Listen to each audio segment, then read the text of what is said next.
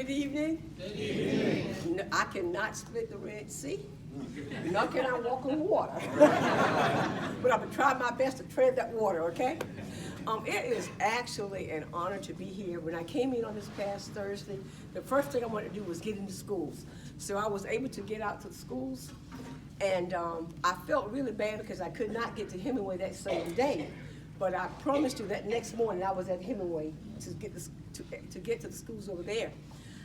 As I have traveled throughout the district and community, I've actually sensed and feel a sense of pride that there is actually a desire that everyone wants to do better. And I'm going to simply ask you one thing, is that let us make a concerted effort to leave the past in the past and move forward. Because when we keep dwelling on the past, we cannot move forward. And there's a saying that, you know, we're only as strong as the weakest link in the chain, but guess what? We don't want a weak link in the chain. My saying is that we can be as strong as you want us to be. And I make a concerted effort when I'm speaking with anyone now, even when I consider the State Department as our essential friends.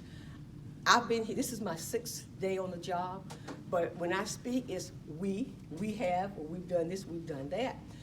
I have seen some exciting things. I was at Hemingway High School, and the gentleman practically pulled me in his classroom to show me the wonderful projects the students have been working on with the robotics. And whether you all know this or not, the students at that school actually won a state competition against districts like Richland 1 and Richland 2. So that was really powerful.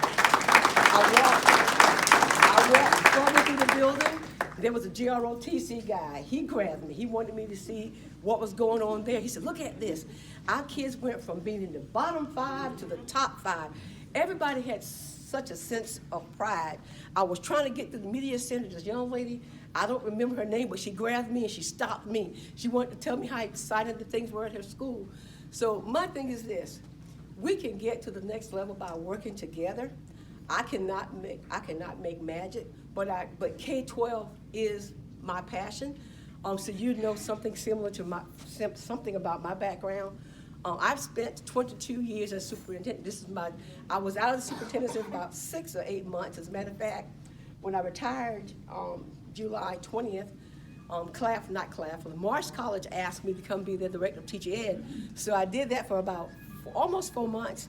And when I told the president I was leaving, he wanted to promote me to dean of the department.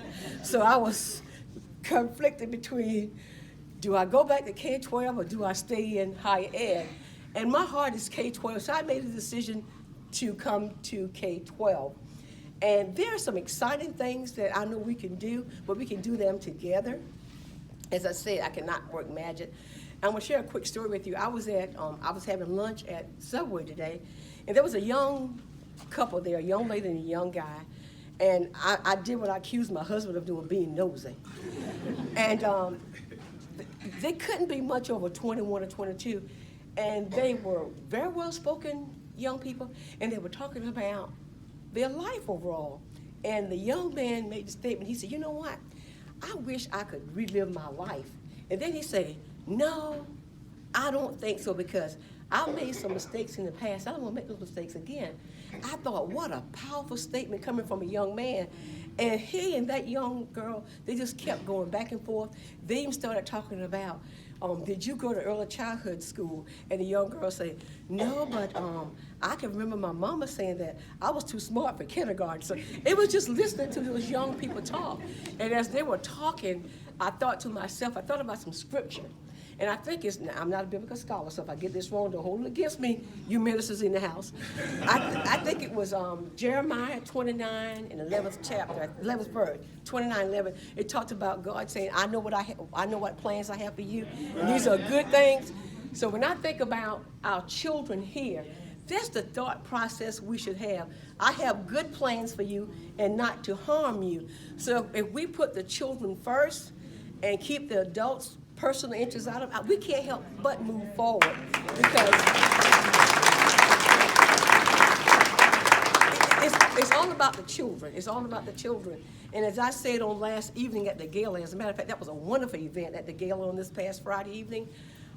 Public education is the one entity that we must protect at all costs. We have to, because that is the only entity that we actually accept everyone. When those doors open in the mornings, we don't take the wealthy and this, we take them all.